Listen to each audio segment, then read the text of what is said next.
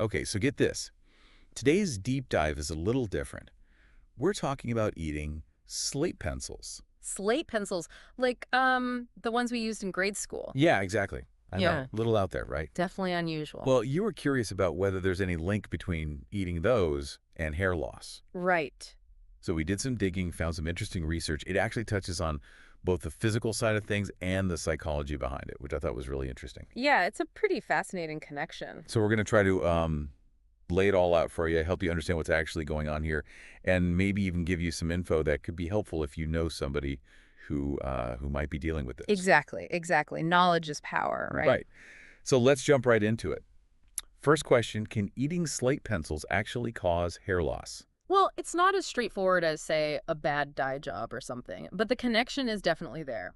Basically, slate pencils, they offer zero nutrition, right? So Oh. it's like trying to, I don't know, run a car on fumes. Your body's not getting what it So needs. it's kind of like if you imagine a plant and the soil doesn't have the right nutrients, even if it has all the water of the world, it's going to wilt. Exactly. It needs that food. So Yeah. our hair needs its own food. It's true. It's true. And when you eat slate pencils, you might actually be displacing the nutrient-rich foods that would usually provide those building blocks for hair growth. Things like iron, zinc, vitamin D, protein, all super important. And I noticed like iron deficiency or anemia came up a lot in what we were reading.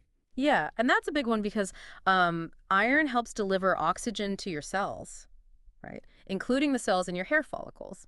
So without enough oxygen, those follicles weaken and then, you guessed it, hair loss.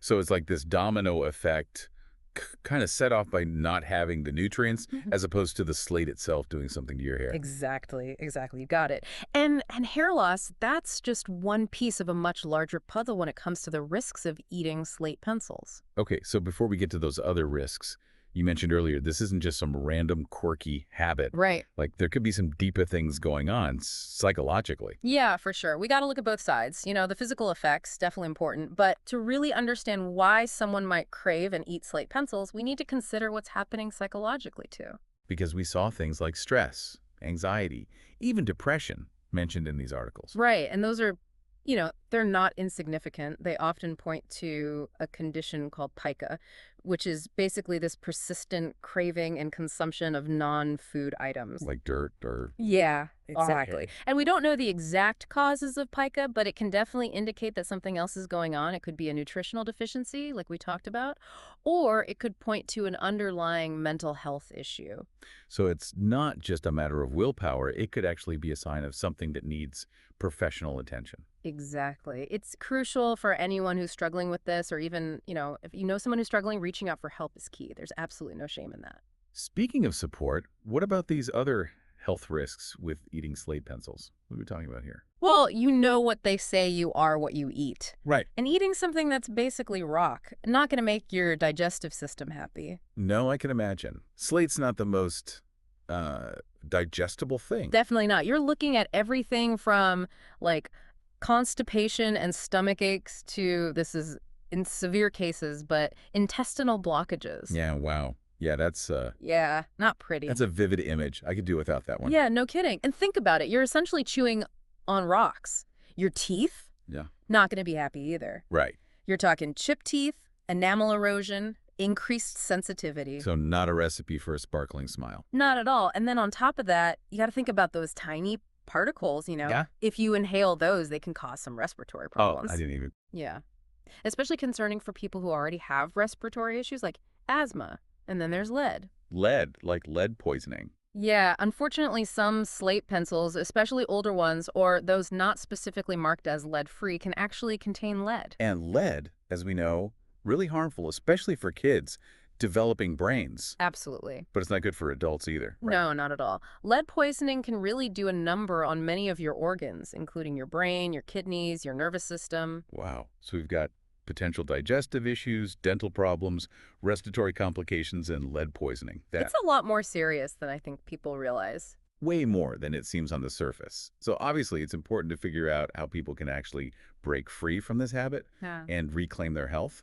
But before we get to that, I'm kind of curious, like, where do we even start? It feels kind of overwhelming. Yeah, no, it's definitely a lot to process, but the good news is that there are things people can do. It's not hopeless by any means. That's good to hear. And the research we have actually points to some clear steps people can take. Yeah, and that's always a good starting point, right, Tao? But the first and most important step, I know we've touched on this, but it bears repeating, is to seek professional help.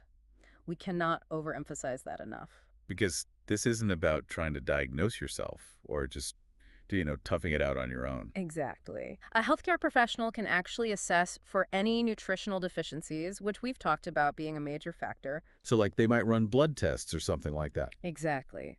That way, they can determine if there are any deficiencies and recommend supplements if needed. But beyond that, a doctor can also identify any underlying medical conditions that could be contributing to the behavior. Which, like we were saying, sometimes it's not just this physical craving. Like, there's something deeper happening. Right. And that's where mental health support comes in.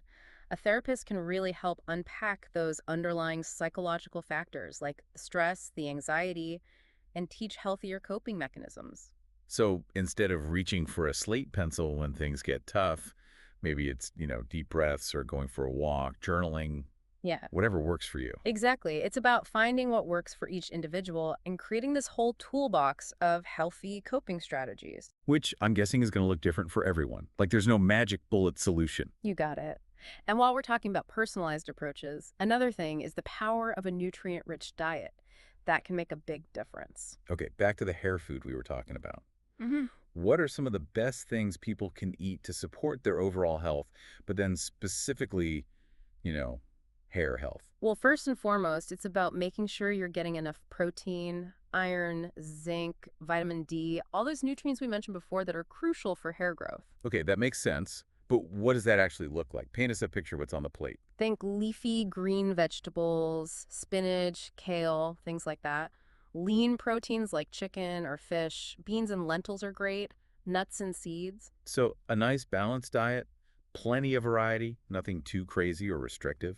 Exactly. And it's important to remember this isn't about making these drastic changes overnight, right? It's about finding ways to make sustainable shifts towards a healthier lifestyle overall.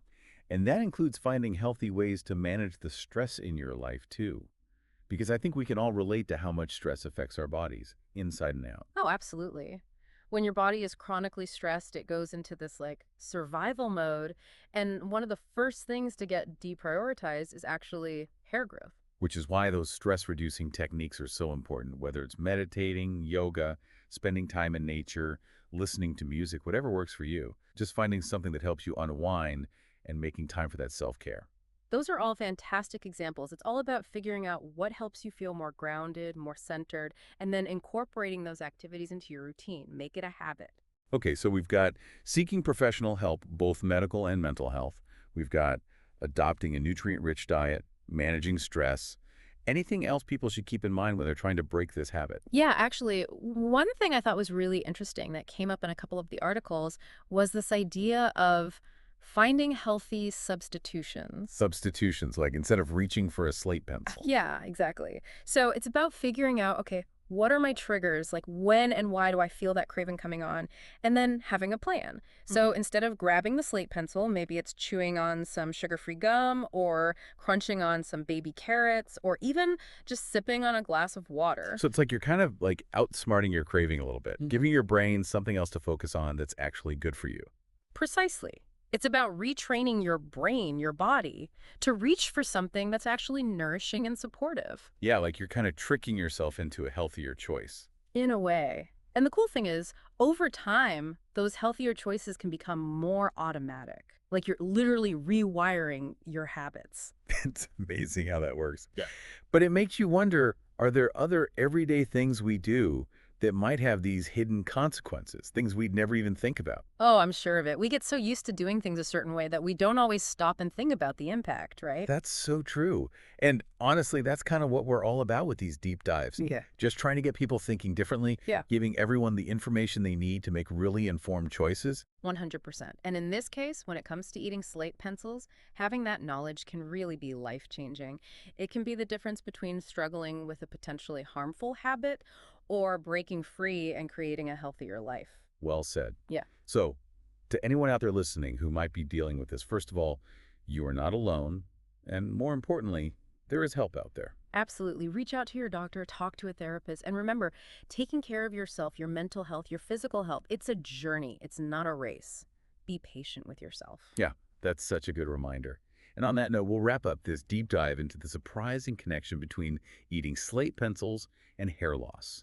Hopefully you found it helpful, maybe even a little eye-opening, but most importantly, empowering. Remember, knowledge is the first step to positive change. Until next time, everyone, stay curious and take care.